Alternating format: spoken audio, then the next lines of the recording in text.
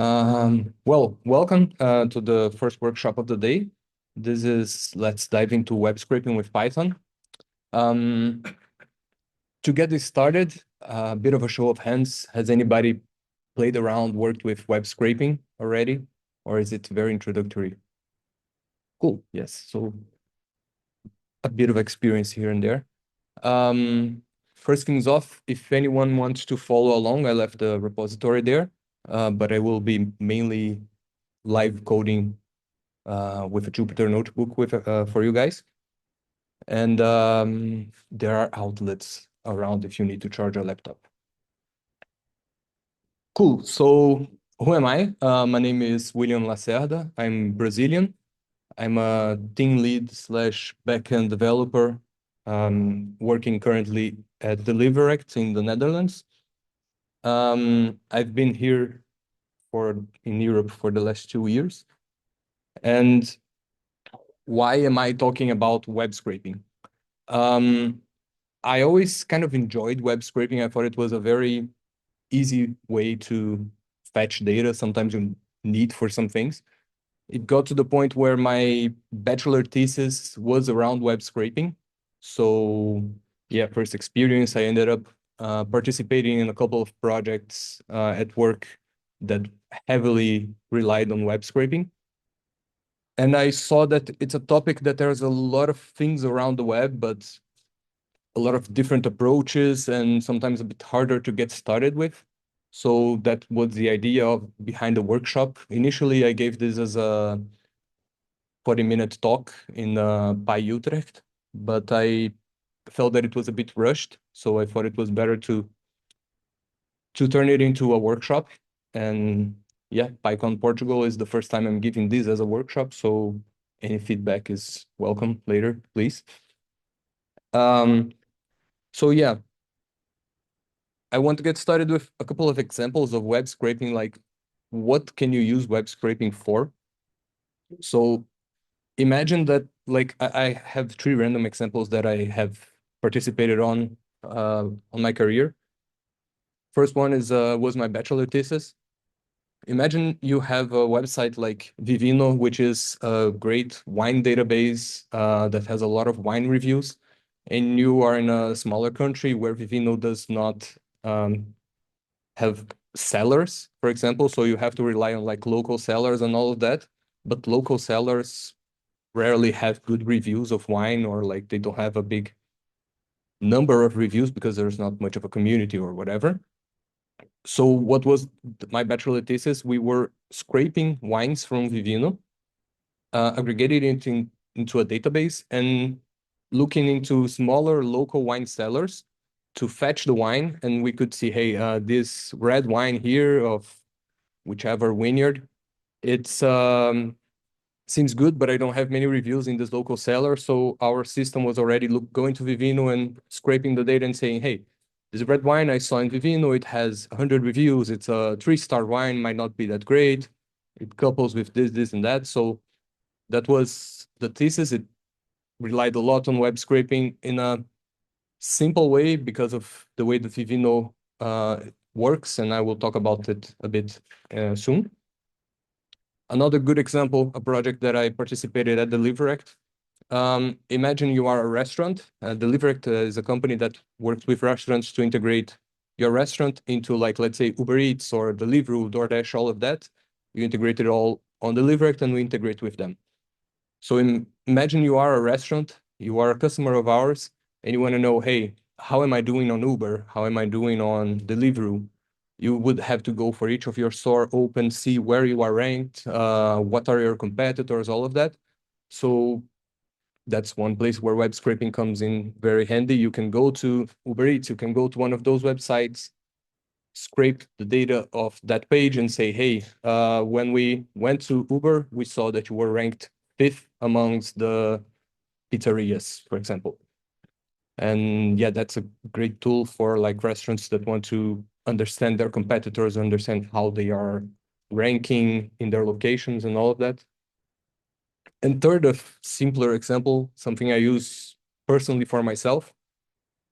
I like to control my spendings, my budget, everything. So like every time I spend something on the credit card, you get a notification on your phone, something like that. But it's some credit card companies, some banks don't have good APIs or things like that so that you can integrate into a Google Sheets or something like that.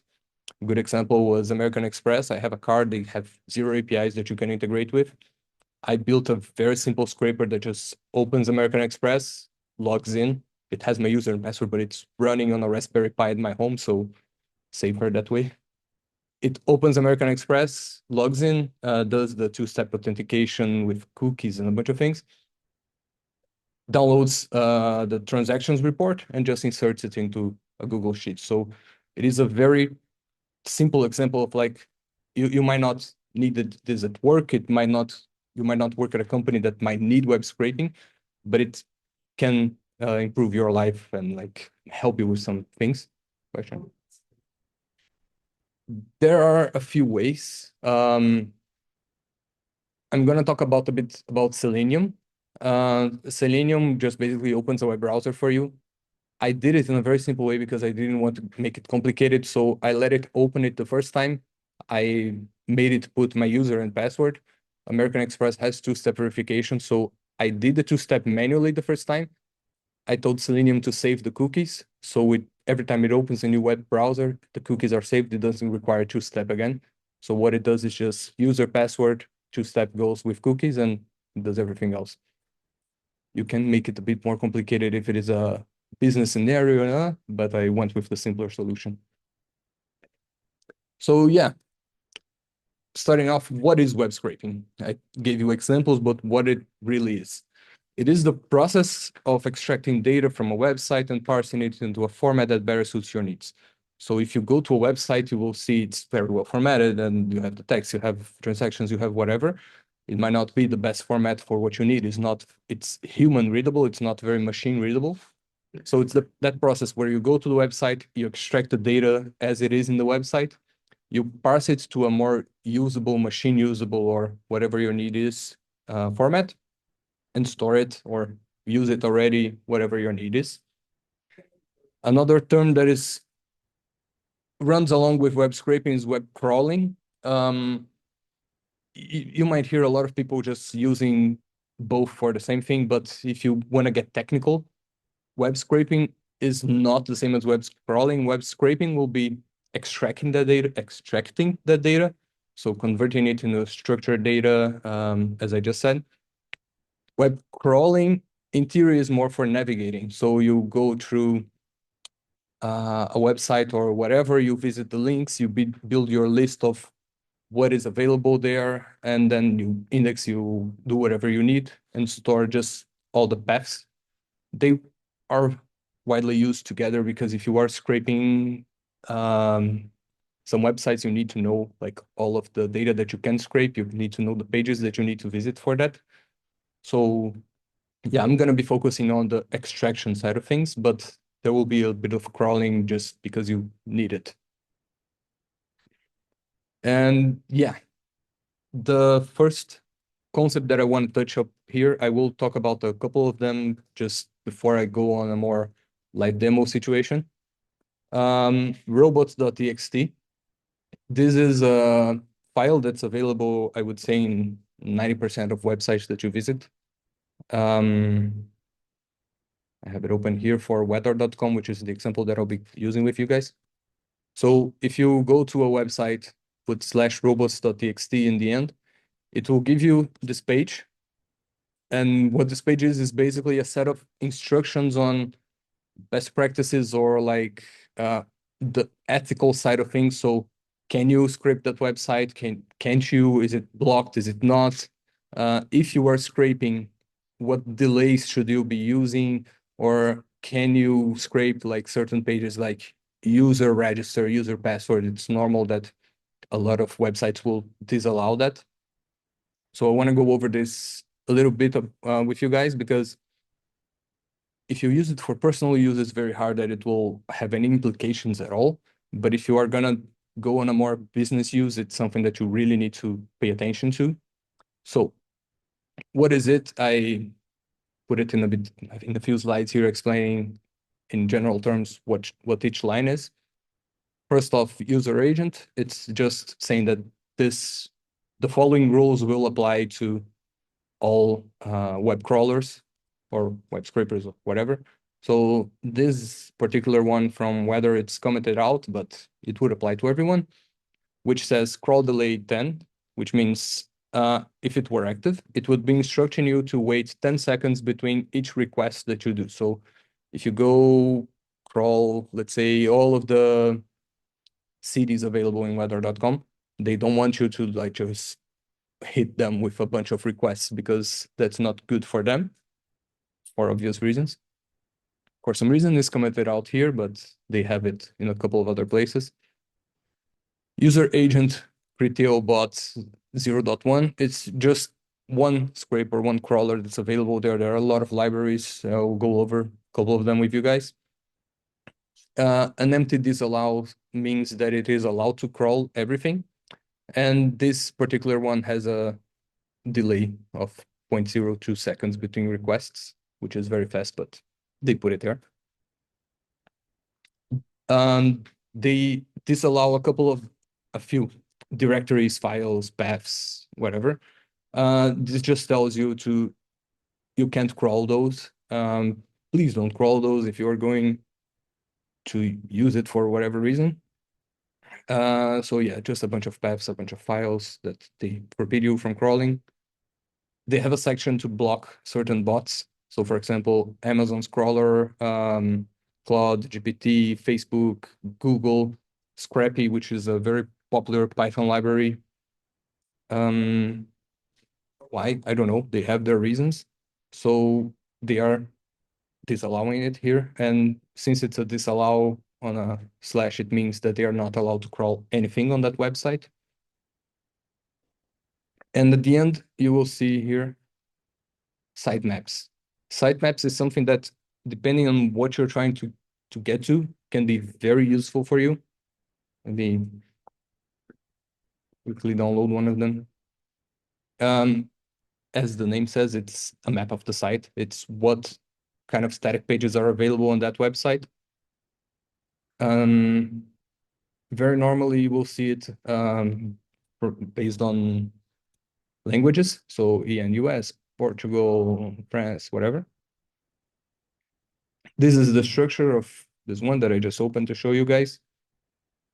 The main reason here is to help with indexing. So search engines to discover all the pages available on that website, like Google or DuckDuckGo, wherever. It will give you a lot of metadata about the pages that are available there. So less modification, the page itself. If you open one of them, it has, in this example, I think I got the news, yeah, sitemap news. So it will give you a URL of one blog post, news blog post from weather.com. It tells you like the name of the website, when this was publicated, the title of that news, and why am I talking about this here when we're talking about web scraping? And bringing back to that Vivino example that I gave you guys, which I can quickly show you. Robots.txt. This is Vivino's example. As I said, a lot of websites have the /robots.txt. Vivino that don't want, yes. Vivino has in their sitemap somewhere here, basically all the wines that are available. And you can just go through every single wine in their database. For those of you that don't know Vivino, just a quick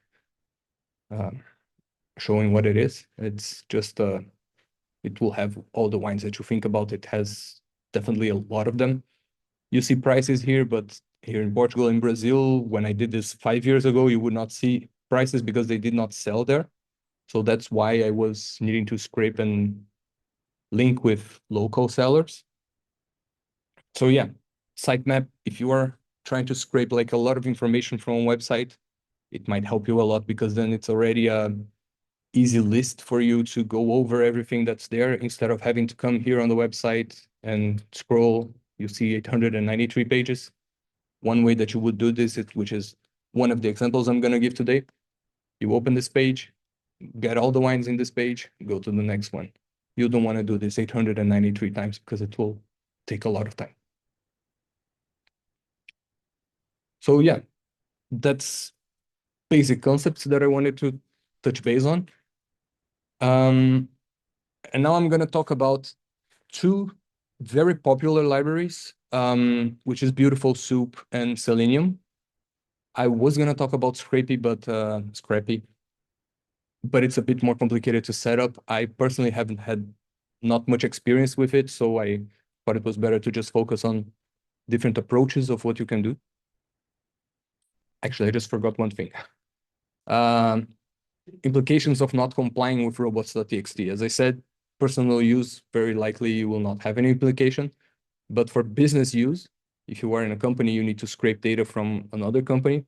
You need to think about like legal consequences if you are not following the rules of a robots.txt and the other company that you are scraping data from want to go after you, they can. It is a violation of terms of service.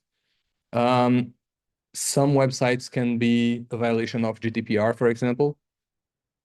Ethical considerations, so it is their website policies, so ethically you should not go against the rules that they are providing there. Technical consequences, which is something that will happen a lot even if in personal use. IP blocking, they have a lot of bot detection, of IP detection. So if you start scraping their data and doing a lot of requests, very easy for them to block you. That happened to me when I was doing the Vivino project. I was getting blocked. Even if I put some weights between the requests, I figured out later that I was doing 2 requests instead of 1, and that's why I was getting blocked. But Vivino did not have many rules against on the robots.txt. I ended up reaching out to their CTO, explaining that it was a thesis project. The guy was very nice, helped me, told me, hey, I see here that you're doing this, change it, wait 2 seconds between requests, you will not get blocked, and go for it. I know it's a thesis project, have fun. And yeah, there's always the negative impact on the website that you're scraping. So especially if you're scraping on a smaller website, of course, if you do it to Amazon, those big websites, they have a lot of things against it. So you will likely not overload their systems, but if you start doing a lot of requests in a small time frame, it's easy to overload them. It can to consume a lot of resources on their side. So again, goes a bit more to the ethical side of things. So yeah, follow robots.txt rules. So Beautiful Soup. Beautiful Soup is one of the most popular Python libraries when you talk about web scraping, or even if you're just talking about parsing HTML files, things like that, because that's basically what it is. It parses the HTML file for you and allows you to go over it and with a lot of helpful functions. This here is basically the quick setup of it. You just import it and say soup is beautiful soup of that HTML, and it is an HTML parser. And yeah, let's go a bit to a live demo related to this. I have here a Jupyter notebook that I'm running on my VS Code. Again, with the example that I showed in the slide, you have here a very simple HTML. You have a title, your body with 2 paragraphs with bold text, and it ends. So if you just run this, yes, you have a couple of helpful functions. So soup.title.string, this is the title of the page, and you see here it's just already plain text for you. It just went here and grabbed that text. You can navigate it as you see soup title. It already parses directly some of the common HTML tags, so you don't have to go head title, it already knows soup title. If you want to go through the body, you can go soup.body.text. For example, this is an example paragraph with bold text, but you see it's grabbing the first one. Why is it grabbing the first one?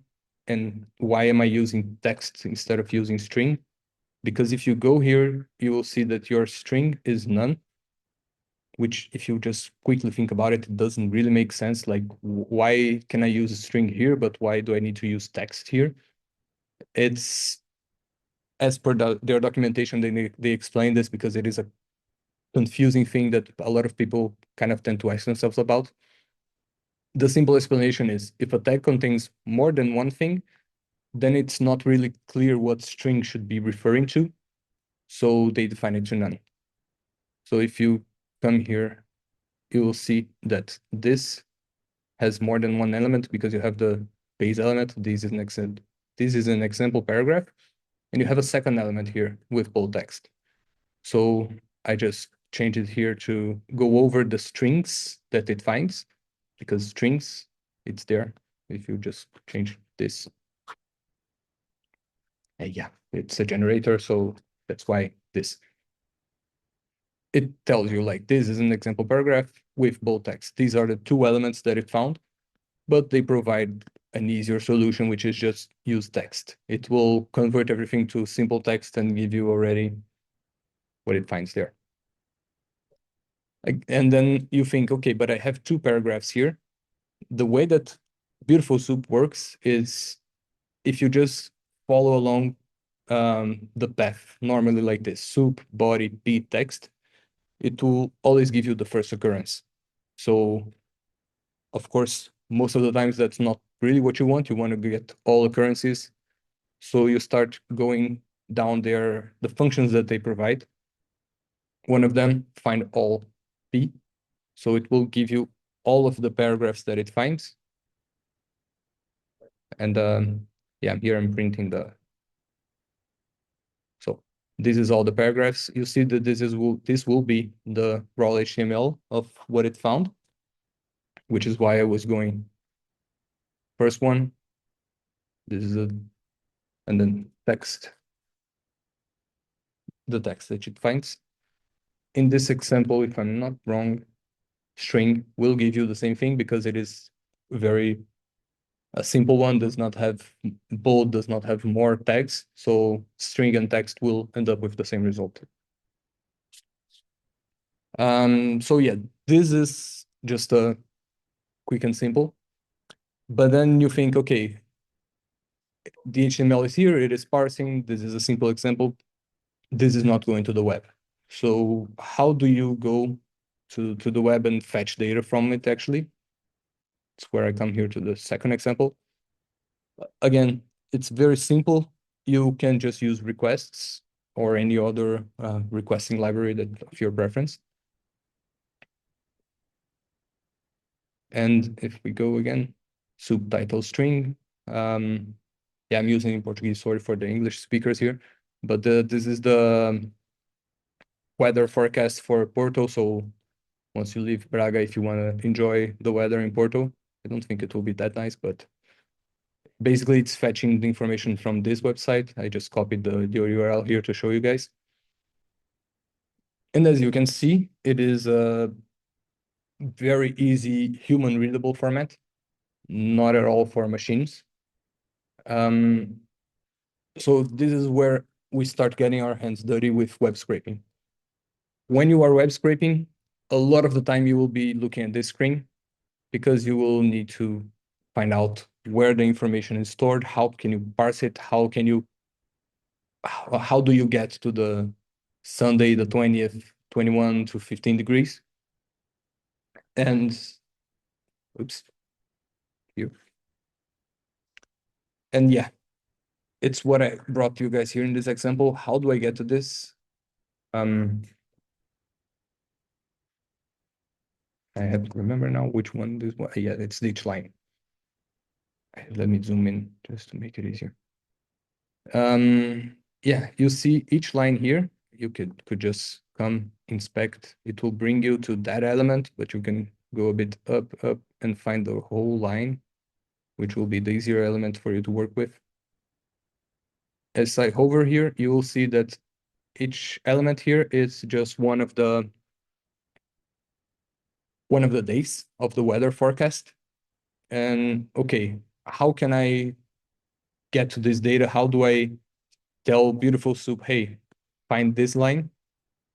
This is where you need to start working with CSS selectors, XPath selectors, ID selectors. This is something that will be common to any web scraping library that you use, be it Python, be it Node.js, whatever language. And what it is basically, Chrome will help you a lot here.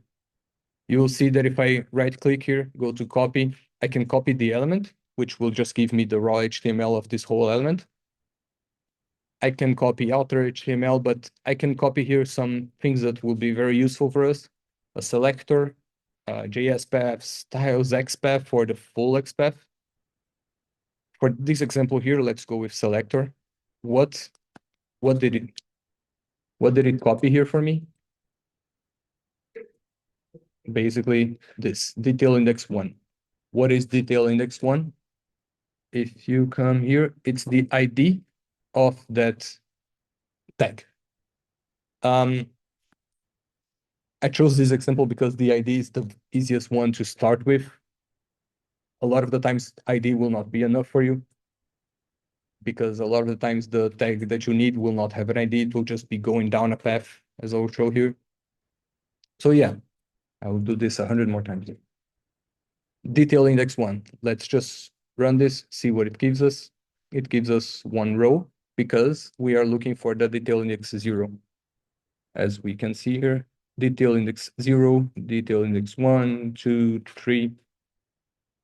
We don't want to go through all of that because, again, we don't know how many there are. In this example, we are here, we know it's 14. So there must be an easier way to select. And we know that all of them are detail index a number. So you might think, yeah, we can use a regex, we can use some things. There is a special type of selector here where you can just say ID that starts with detail index. This makes it a bit easier. You could go regex, I will show here.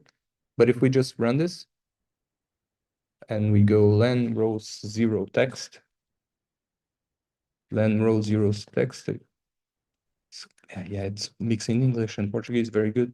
But yeah, it's this guy here today. And I'm just printing the beginning of it.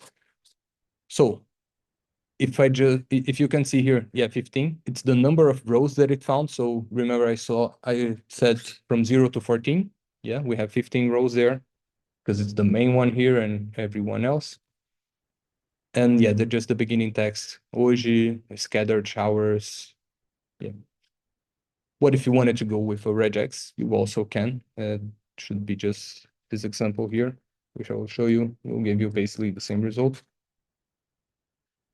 Yeah. It Beautiful Soup will allow you to pass on a regex as the selector for this. So again, I'm saying, hey, find all IDs. So all elements that have the ID of this regex, which if I just wanted the first one, as I showed here, I could have done find all ID where detail index is 0. We would only have found one because of detail index 0. So that's why regex will help you. This is a bit more straightforward once you get used to the selectors. But if you're not used to it and you are used to regexes, yeah, you can just do this. So cool. We know how to fetch a row. So now that we have that row, how do we get data from it? Again, you will come back here. You need to go to this row, see what is in here that we really want. So like, here's the day. Here is the weather itself. The temperature is somewhere here. So if you just keep hovering over the elements, you will see what it is that you need. You will see what elements are available for you to ask Soup to find for you. And yeah, what is the example that I gave? Detail summary. Let's run this. Yeah, the days. So as you can see today, hoje is today for the non-Portuguese speakers. And then Sunday, Monday, Thursday, which is this guy here, how did I find detail index 1 summary div h2? If you again come here, you can just copy the selector. As you see, same thing. And yeah, this is just a simple way. Let's grab the date. What's the other important information that we need from this? We are scraping a weather website, so we want to know the weather. If I just come here to this, where is it? 15 and 21. So here's 21. I could grab the element that it's on, copy the selector, and it's probably the same as this if I, yes. As you can see, it's a very ugly selector.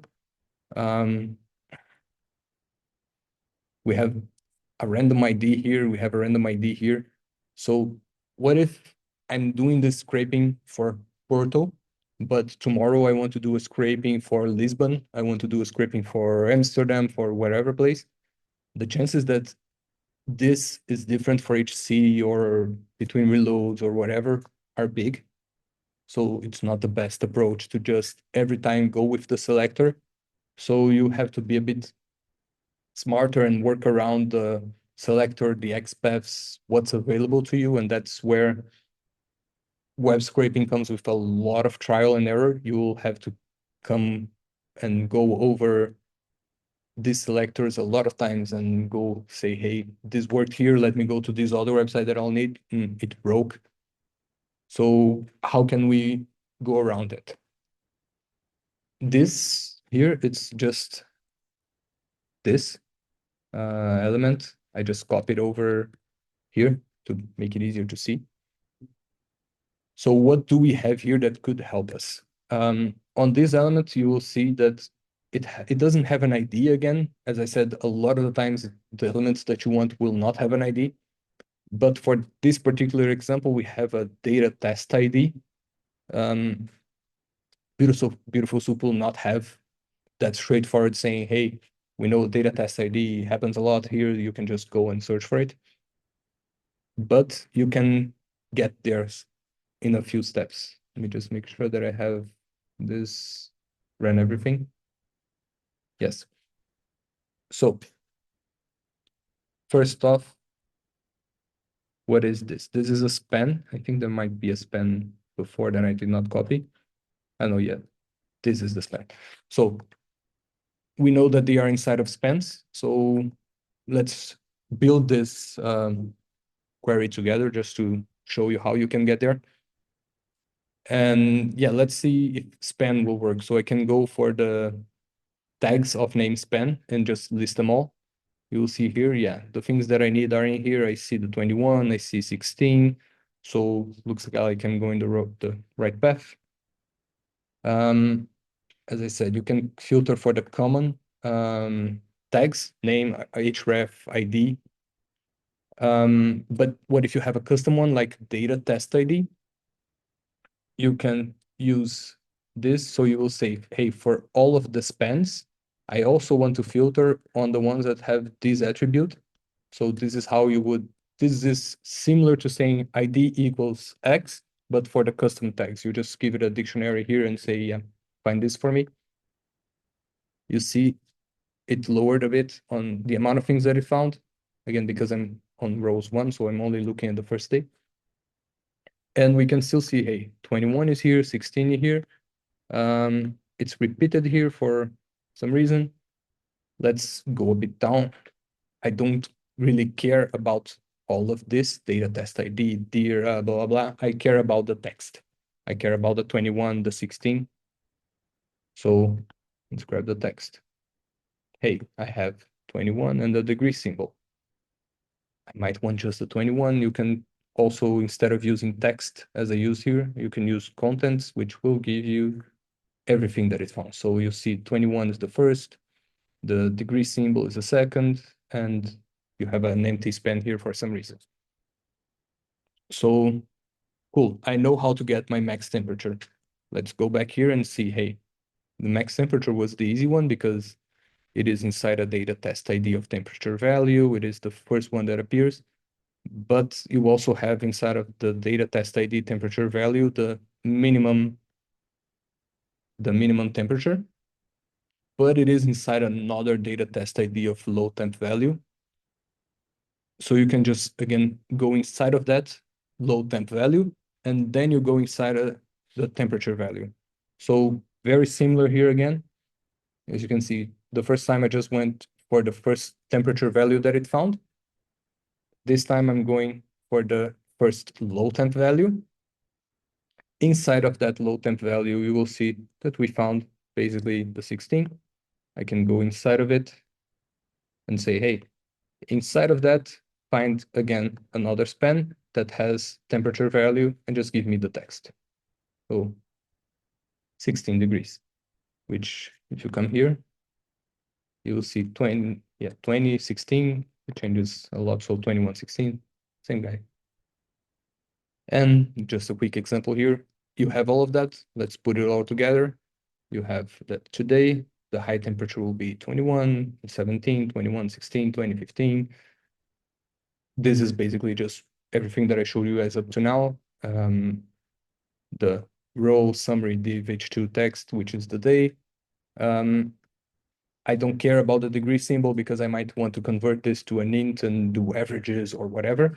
So I'm grabbing the first content that I found for the high temp. I'm grabbing the same thing for the low temp, which just gives me 2116, and I'm just printing it in the end. So yeah, that's the quick example of beautiful soup. It will help you a lot with this, let's say, a bit more static websites, especially a lot of the times when you don't have infinite scrolling, or you don't have, in a few examples, you can do this when you have pagination, but sometimes it might be a bit more complicated. So yeah, beautiful soup, great example. It will help you in a lot of the situations, but it will not let you interact with that website, which is a big thing. So you cannot go to the next page, you cannot log in, you cannot come here and say, hey, find Lisbon and go to Lisbon, especially because if you see the URL here, you don't see Porto anywhere. And if you go to Lisbon, you'll see that it's actually this big ID that's changing. So might not be that helpful if you want to crawl and find the things that you need. Will be very helpful if you just need to scrape. Then of course you can use Scrappy is a touch more advanced than Beautiful Soup. It has a lot more features. I'm jumping here to Selenium. A lot of you might have heard about Selenium. It's very popular for testing purposes. And when you start talking about scraping the web with Selenium, a lot of people will be like, why are you doing that? Selenium is for testing, it's not for scraping. But as they say in their very big, when you open their website, Selenium automates browsers, and that's it. What you do with that is up to you. So it is very used for scraping, but you have to be careful with it because Selenium is heavy. So it is opening a web browser. It's opening up, in this example that I'm going to show you guys, it's opening a Chrome web browser. It's accessing the page, waiting for the page to load. It does everything as if a user was doing it. But still, like, they have a lot of libraries. Like, you can have a Dockerized Chrome for Selenium, where you just can leave it open and access pages and then scrape. You can open it locally, as I'm going to do here with you. Yeah, it is very powerful, but it is very heavy. Do I have anything else? No, like them. So yeah, again, back here to the Jupyter notebooks. Again, all of this will be in the repository if you guys want to check it out later, the presentation too. Quick introduction. Selenium.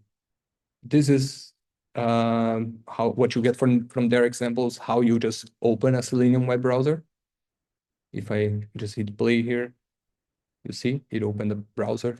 It's empty. It didn't access anything. I can say, hey, let's open PyCon. You see, open PyCon. Let's take a screenshot. Yeah, took a screenshot. If you come here, screenshot.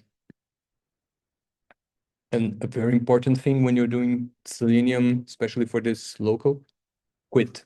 If you don't quit, the browser will remain open. If you open another session, you'll just keep opening browsers.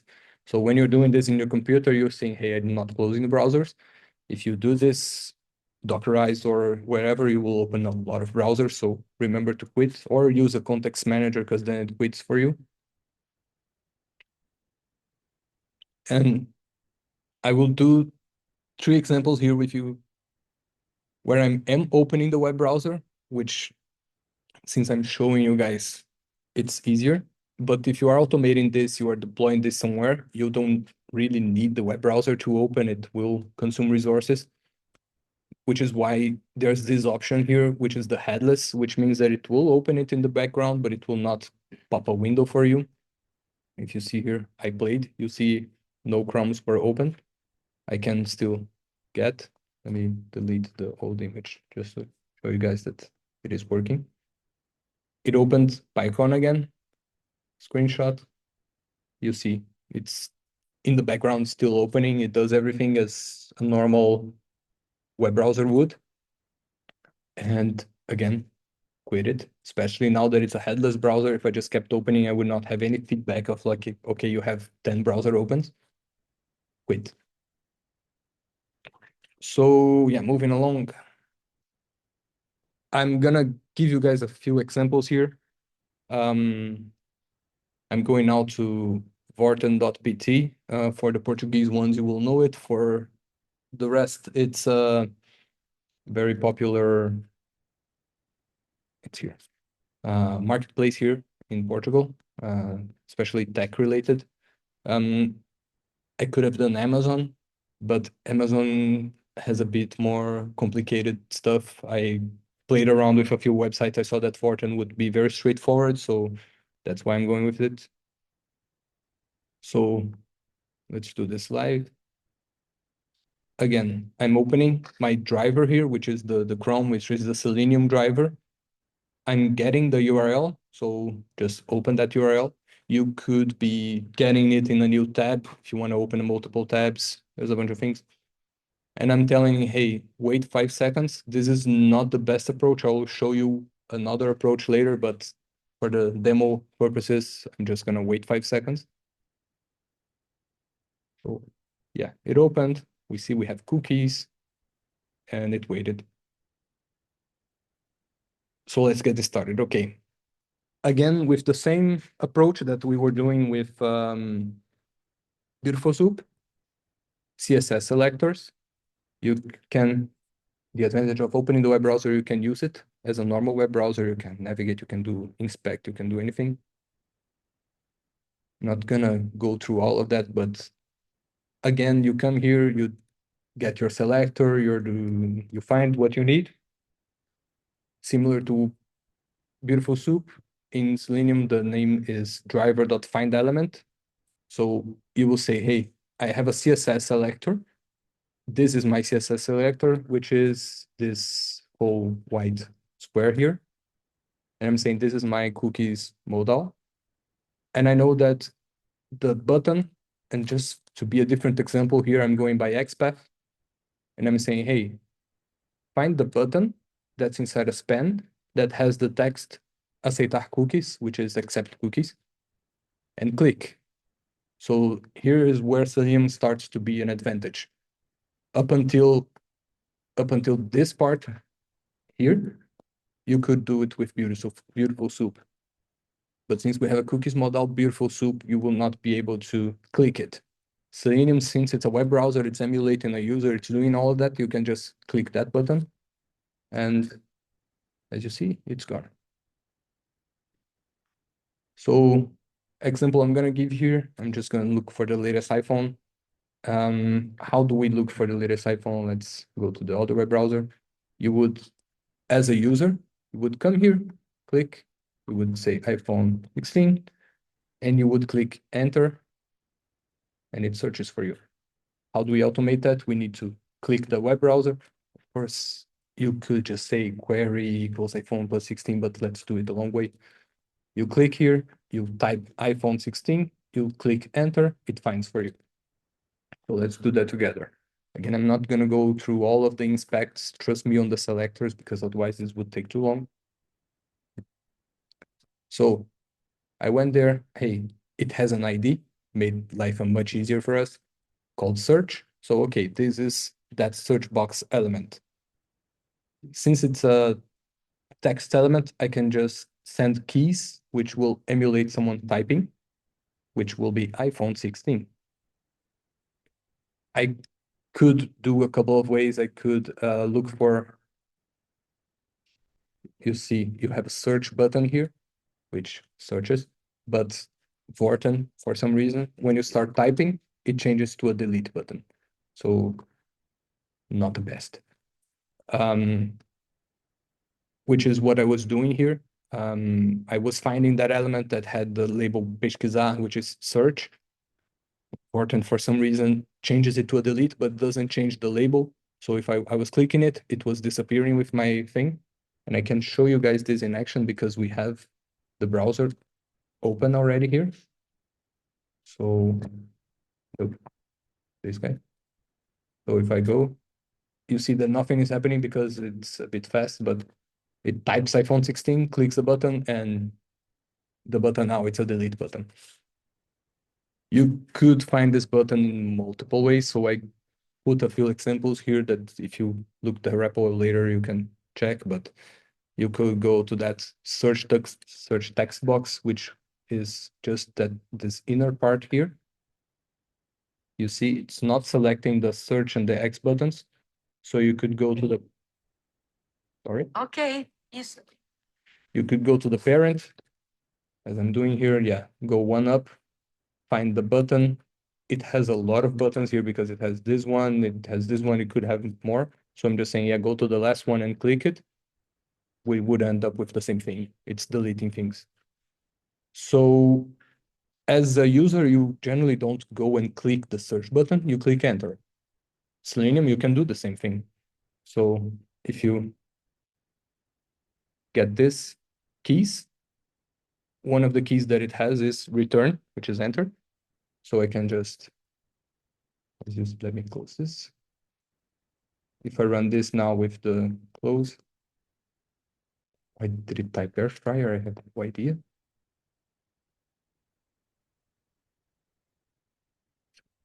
Let me do this all again just to be safe. That's the issue with live demos. Okay, open my WebDriver, goes there,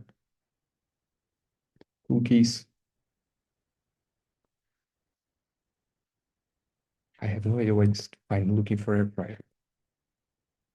Let's call iPhone 16 and we be done with it. I think this is it.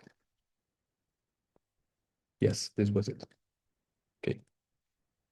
Go back to just to show you guys that it works. Yes, iPhone 16. Yeah, for some reason, I think it was deleting the text, hitting enter, and Vorten was just picking up the first thing, I think. But let's get on with it. Okay, so what do we want here for this example? We see we have a lot of iPhones. We see we have 8 pages worth of products. I just want to list the products that it finds, the prices, and that's it. So I went there, I looked for the selectors. It is a grid, it has a div, a section, a div, a list, and it has a bunch of things. So I said before, implicit wait 10, not the best approach. Why? Because if you have a slow internet connection, you click enter, let's say I was waiting 2 seconds, my page might not be loaded yet. So how do I actually wait for my page to load?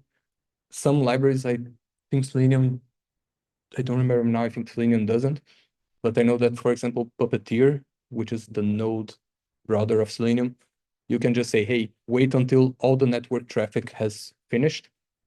And Selenium has this other approach, which is a WebDriver wait, which you can say, hey, on this driver, this browser, either wait 10 seconds, which I just put a small number here, but you can put your timeout of 1 minute, whatever, what you will wait for? You will wait until the presence of all these elements are found, are located. So until the web page loads and gives me the iPhones, which are in this selector here. So it will open the page, wait either 10 seconds or until all of that is done, and then it will go on with my code. It will do the rest of the things. What am I doing here? I'm just iterating over those selectors that I've told you. I'm looking for the item, which is product item. So this is just the grid of all the iPhones it finds. For each one of them, I did a try catch here just to make things neater. Find the name, which is in this H3, blah, blah, blah. Strip it, just give me a cleaner text. I'm looking for the price. Again, CSS selector. This is a valid one. Their CSS selectors are powerful, XPaths are even more. So there's a lot of combinations that you can do here. I'm getting this attribute called content, and I'm parsing it to a float. I could be fetching it this other way here, which gives me a text which has the arrows, it has dots, it has comma. This just gives me a neater one. And if I run this and this, you see that I found iPhone 16 Pro, blah, blah, blah, with this price, same iPhone, different color, this price. And this is basically my first page. So yeah, much more machine readable. But still, I'm only getting one page. So again, if you are a user, what do? You scroll here, you say, hey, I did not find the iPhone I want. You would click this button, next page. Or, which is a bit easier for us, you would click the arrow for the next page, which is what I'm gonna do here. So I'm finding, again, by CSS, that element that I just right click, copy selector, and I'm clicking it. So you see here, I'm on page 2. Again, if you are doing this yourself, just changing the URL to page equals 1 equals 2 equals 3, it's much easier. I just want to give you guys as many tools as I can here. And I'm on the next page. So if I just come back here, run this again, you see that I had this iPhone 16 with 1499. Now I have this iPhone 16 with 1369 because I am already on the next page. You could run this as many times as you need. Remember that if you are clicking buttons, it will come a time where you are on page 8. This is the last page. You see that my button is no longer clickable. What happens if I do this? I get an exception because I did not treat anything here because it tried to look for a button. It might have found the button, but it's disabled, so you cannot click it. So if you're building this yourself, make sure that once you are clicking through the next pages, you have your try catch that basically breaks your loop to say, hey, click this page while true, whatever. Once you find an exception, finish it, and I know that I have all the data that I need. So yeah, this is example number 2, simple fetching products from a web page. I'm going faster than I expected. Example number 3. I lost example number. No, yes. Okay, this is paginated. It's easy. It loads all the iPhones as soon as you open it. You might see a lot of websites where I forgot to quit. You see? Remember to quit. You might see a lot of websites, and this is just a random example for like dev classes, whatever. You have colors here. As soon as you scroll, you see that it loads and it loads. So you don't have the next page. You have an infinite scrolling. A lot of websites you might see this happening. I think Uber Eats does this. Like you have to scroll to the end for the show more button to appear, and then you have to click the button for it to load more restaurants. Again, since Selenium is emulating a browser, it's very easy for you to do this. You can open your browser, navigate to that page, same page as you saw. I am gonna just show you. I have 18 colors loaded on here. And you can just run this command that will scroll your window to the scroll height of that page. So basically it fetches the web page size, scrolls to the bottom. So if I do this fast, yeah, I was not fast enough. But you see, I have now 27. I can keep scrolling. I have now 27 yet. Yeah, it takes a bit to load. Again, I'm not doing like any implicit waits. I'm not doing for wait for elements here. So if I just be fast, do this and say, hey, still 36, because I did not wait for it to actually do the loading. And now it just doesn't want to do it. But yeah, it is scrolling. Do trust me. I tested this yesterday. It was working. But yeah, just another example here of what you can do with it. And yeah, this was a quick one, but there's a lot of things that I'm talking about here, and this seems very like complicated. You're trying to parse human readable formats into machine readable formats, but if you, a lot of us might have built a website here. When you build a website, you are giving it machine readable data that you turn it into human readable data. You are giving it JSONs or whatever your APIs are there. So there is a simpler way. You can keep it simple, use their internal APIs. A lot of websites, you can very easily do this. So I'm going to go back here to our example of Vorten. Let me clear things. So if you just come here, load your page, open the network tab, go to your fetch, you can see a lot of Vorten uses GraphQL. You see a lot of GraphQL requests being made. What you can do, come here, find the one that has iPhones, which I think is this one, if I remember. Scroll up.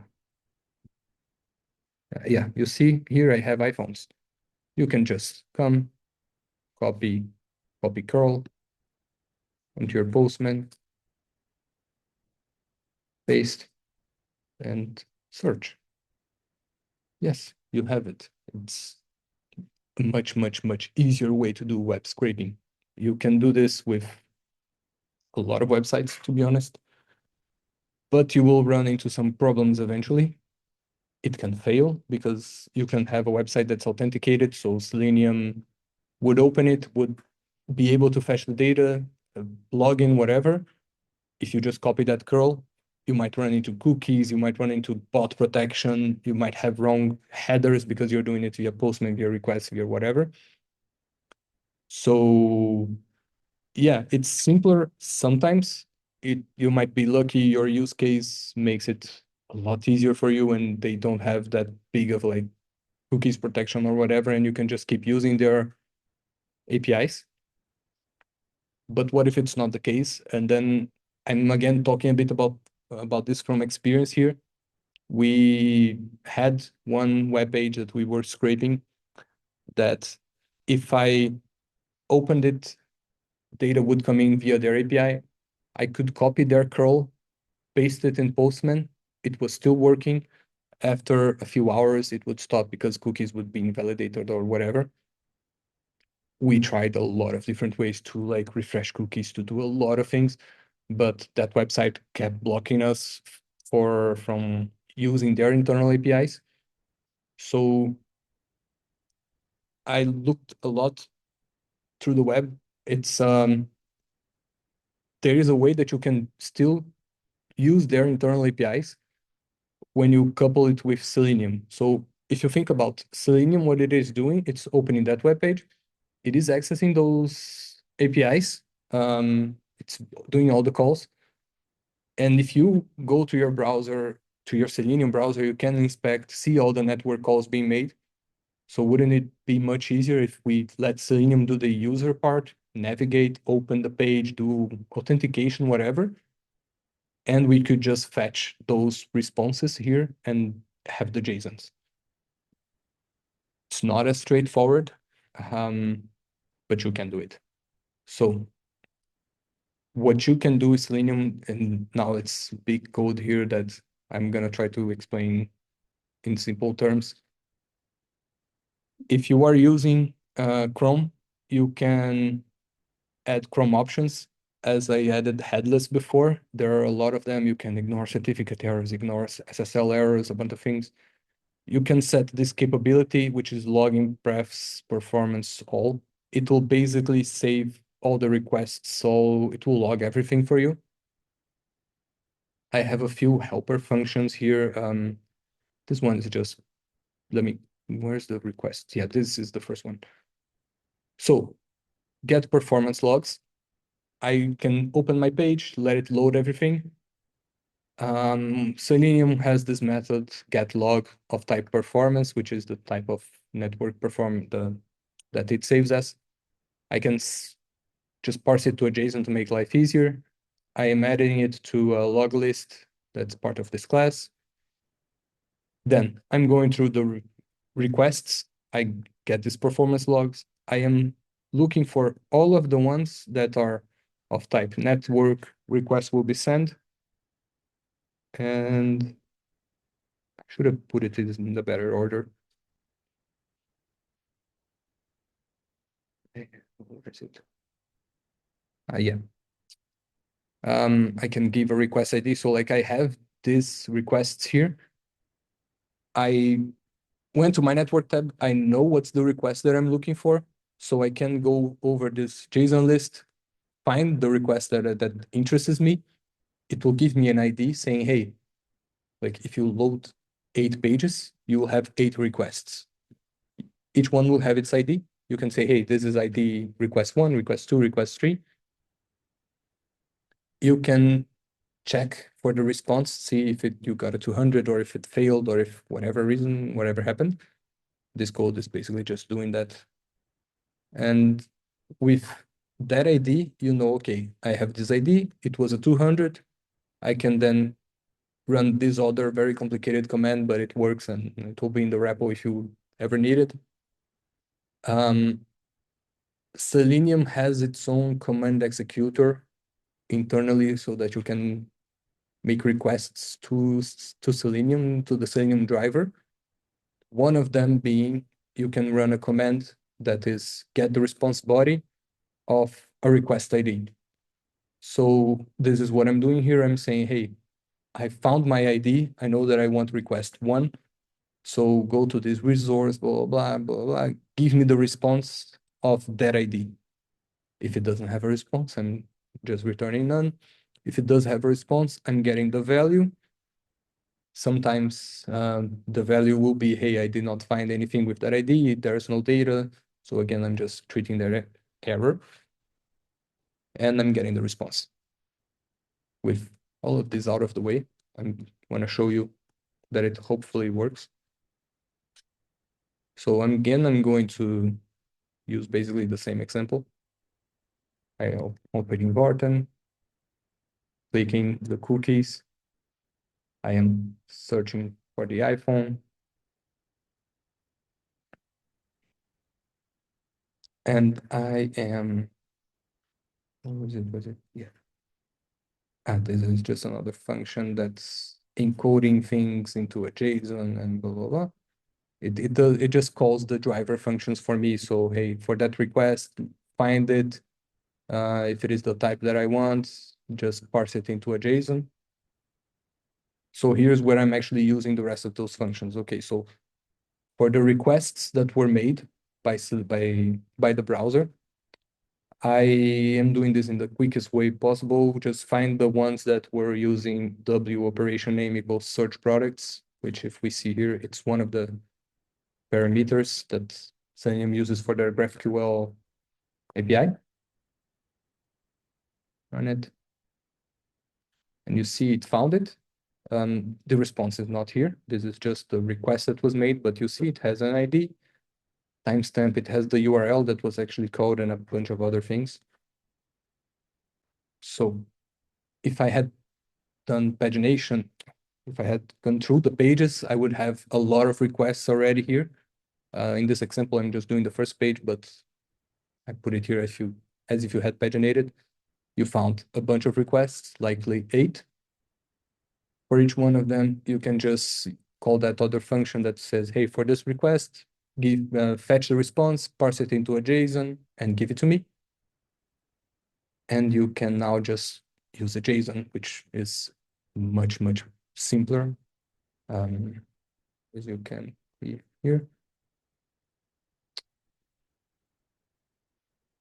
On the first response of this JSON search product hits, blah, blah, blah, it found 48 products, which is around the same as you see here. And I can just then parse it into the JSONs that I need. So name is this, the price is this. You see that it's a bit different from the name that we saw on the second example, because again, that was the human readable format that it throws a bunch of more information. You have a bunch more things that Vorten is putting there for you.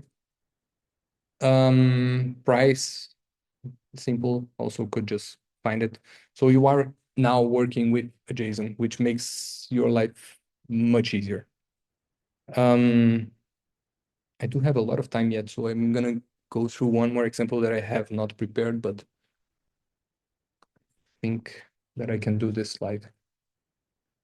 There is still one more way that you can get a JSON, and that's again a bit up to luck sometimes, which if I remember correctly, this company here has it like that. I did find out how this. Yes. Yeah. So random Uber Eats competitor kind of thing. Just Eats. I don't know if someone here is from the UK, but yeah, they are in a lot of places. You could again go through the network, fetch the requests, do everything. As you saw, it was a bit of a long way around the code. But since you are doing Selenium, another thing that will help you a lot, as you saw, you could run commands as I did with the execute script. So this will basically execute a script in the console. You can sometimes get lucky and find the data of the APIs on the doing this live, it's for sure not gonna work. Yes, it doesn't. Load.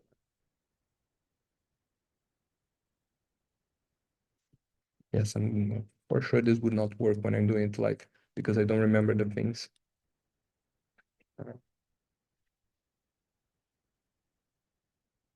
Yeah, so in this example, which I'm not remembering right now where it is, but just it's a good example because somewhere here in their HTML, they are adding the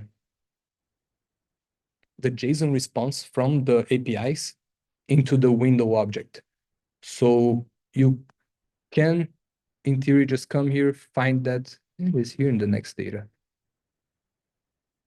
So in this guy here, which was where I was checking, you have the JSON of all of the information that you need from it.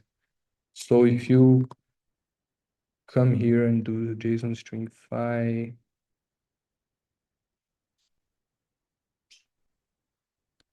yes, you have this JSON, which is a big JSON. And in here you have all of the pages, so all of the restaurants that you see here. This does happen in a lot of websites that they fetch the data, put it into the window object, and then they use it for their purposes to display the data. Since you have Selenium, opening that web page, loading it, you can run any JavaScript command that you would run here. You can run using Selenium. So you can fetch this JSON, parse it into a variable, do import JSON, JSON.load as, and have it. You are saving the trouble of using the network tab, going through all of that, finding the request, because as you saw, it is complicated code. It is a lot of steps, a lot of things can fail there.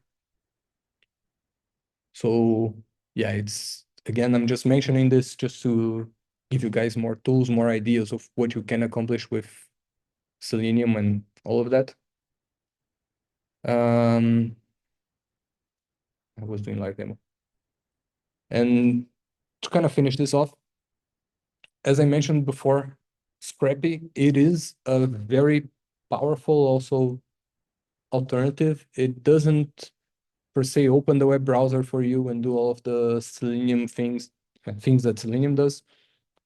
It has a bit of a more complicated setup, so to get it running takes a few more steps. That's why I didn't want to go through it here also. But they have a great marketing team, so they are announcing in a lot of places. So it has a bit of hype nowadays in web scraping. I do recommend you check it out if you have a use case that's a bit more advanced than Beautiful Soup, but it's not as advanced that you need to interact with the page and need all of the things that Selenium does, because again, Selenium will be heavier. Playwright is a big competitor of Selenium in this case, but as they say, they are more focused on end-to-end testing. In theory, you can accomplish the same things. Personally, I have not used it. I have a friend that has.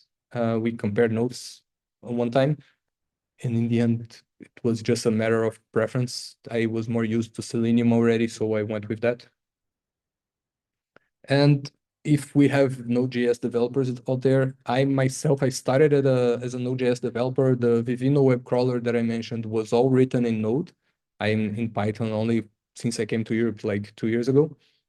So I got a lot of experience with Cheerio. Cheerio will be basically an alternative to Beautiful Soup and Scrappy.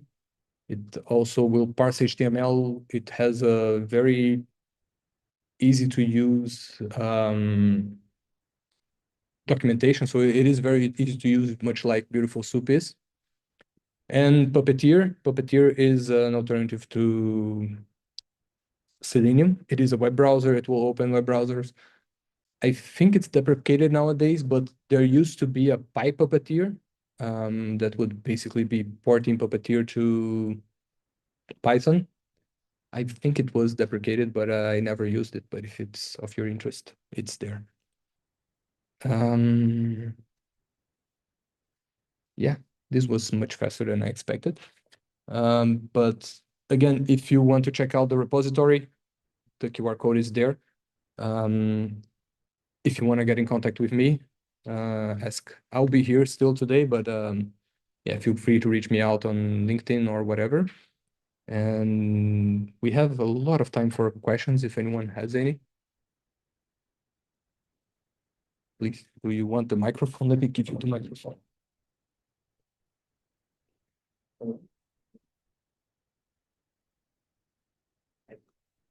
Thanks for the presentation.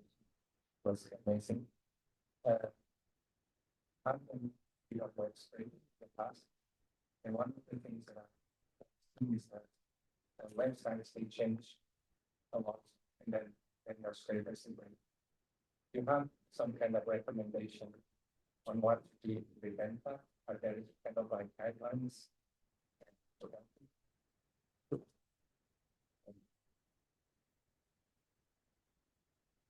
Yes, cool.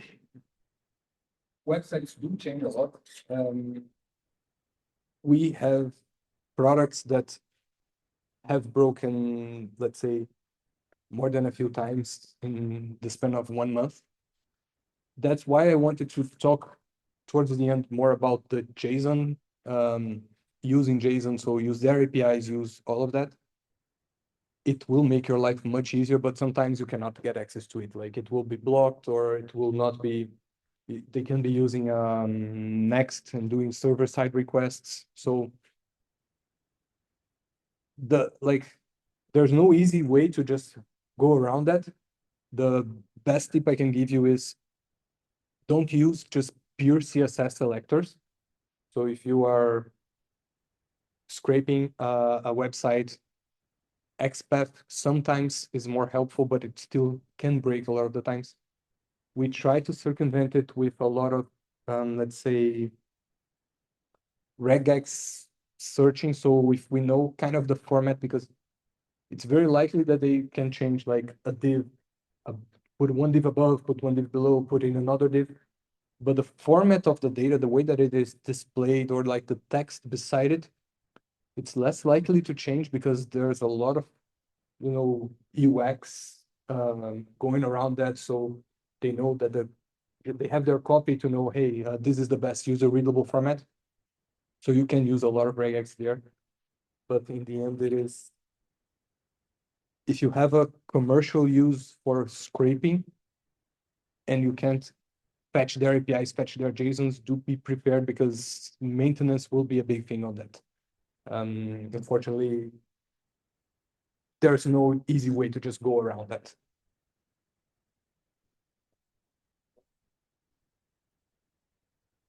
Somehow, beautiful presentation. Thank you. Last set which was protected by caption somehow. Protected by caption. Yes. Yeah, capture protection. It's a big thing. There are a lot of services out there. Like when you start getting into more business uses of scraping, a couple of things that you will likely need to look into are proxies. So you don't want, let's say you are a company, you are scraping another big company and you have your server IP. You don't want your server IP being the one scraping that.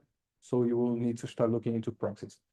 A lot of those proxies have CAPTCHA solving mechanisms for you. So you can try, of course, to break CAPTCHA yourself. Depending on the website, you can do it. I have broken a couple. There are libraries that help you break CAPTCHA. So I will not remember now the name, but I have used one that goes on top of Selenium and tries to break the CAPTCHA for you. It works with, let's say, older CAPTCHAs. It's easy to break. I have seen people using, particularly I have not tried, but when you have those CAPTCHAs where like, what's the word written here? I have seen people using the screenshot functionality. So like you have to do your logic to say, hey, I did a CAPTCHA, which you can do with selectors and all that. I saw people say, taking a screenshot of that, sending it to an AI saying, hey, this is a CAPTCHA, what's written here, getting that result, filling it out and breaking that CAPTCHA. But CAPTCHA does modernize a lot, especially with AI coming. The companies are trying to make CAPTCHA harder to break. So yeah, you need to see what's the type of CAPTCHA that you're hitting and see if you can break it yourself, or if you have the budget, go for a proxy that breaks it for you. There are, of course, services that will break CAPTCHAs for higher prices and are more, that work better. But yeah, most of the times, if it is a big website that you are trying to scrape, CAPTCHA might block you, might be a problem that you need to look at other options. The American Express one that I mentioned earlier, they do have CAPTCHA. They started having CAPTCHA a bit after I started scraping them. I don't know if I was the reason, but I kind of got lucky because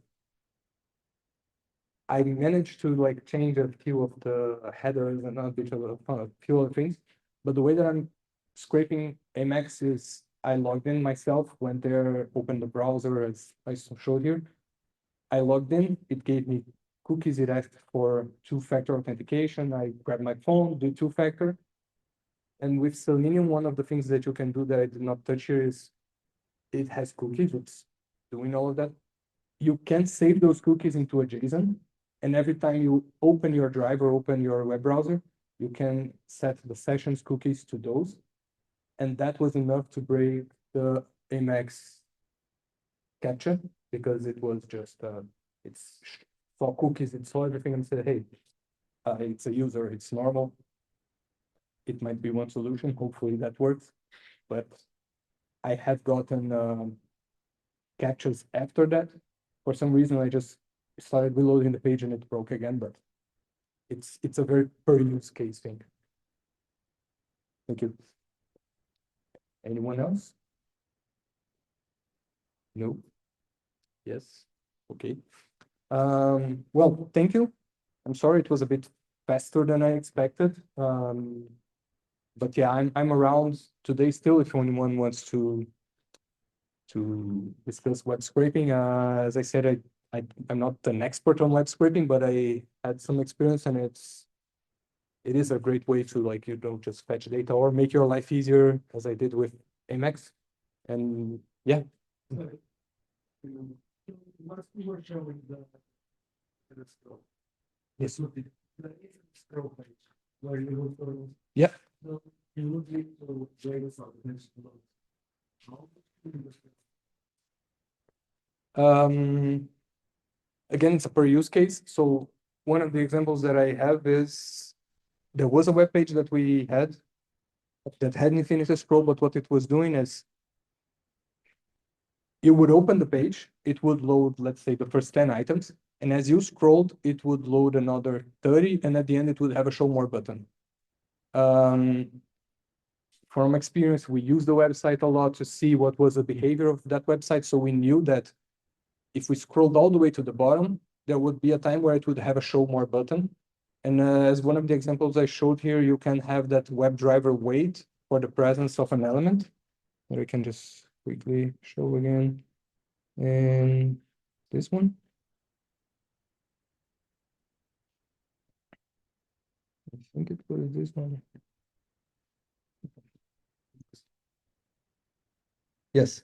So you can wait for the presence of all elements. In that example, I could just say, hey, scroll to the bottom. It would load a lot of things.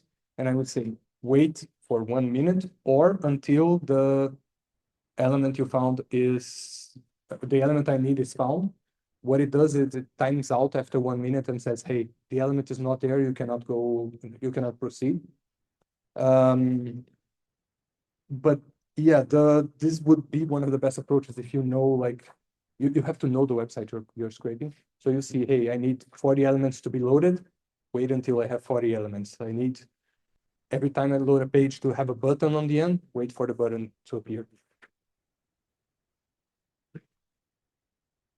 Cool. Well, thank you all for joining. I hope it was productive. And as I said, I just wanted to quickly go over all the tools that are available. There are, of course, Selenium gets, of course, much more advanced than this, and there are other alternatives out there, but I just hope that if you ever get to a scenario where you say, hey, I need to scrape some data, you can remember this and say, hey, I remember that that guy said something about doing it this way. You can find a repository, or at least you know where to start searching. And yeah, thank you.